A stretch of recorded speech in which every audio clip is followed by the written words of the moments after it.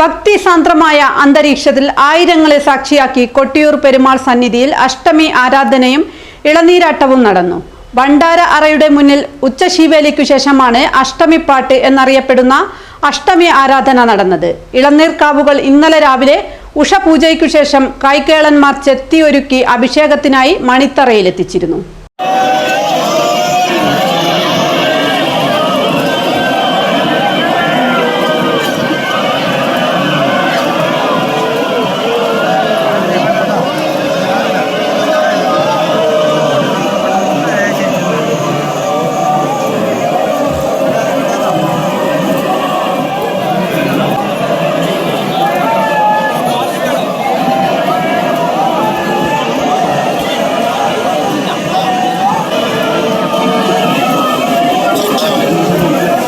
കോവിലകം കയ്യാലയിലെ അധിപനായ കാര്യത്ത് കൈക്കൊള്ളന്റെ നേതൃത്വത്തിലുള്ള 30-അംഗ സംഘമാണ് ഇളനീരുകൾ മുഴുവൻ ചെത്തിയൊരുക്കി മണിത്തറയിലേക്ക് മാറ്റിയത്.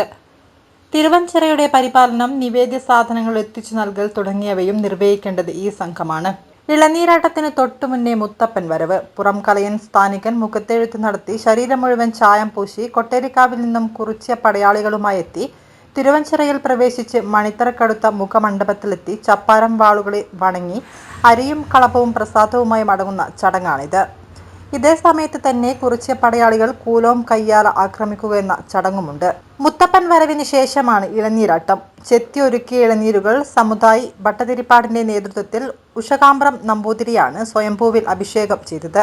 വൈശാഖ മഹോത്സവത്തിലെ 3-ാമത്തെ ആരാധനയായ രേവതി ആരാധന ജൂൺ 2-നും അവസാനത്തെ ആരാധനയായ രോഹിണി ആരാധന 6-നും നടക്കും.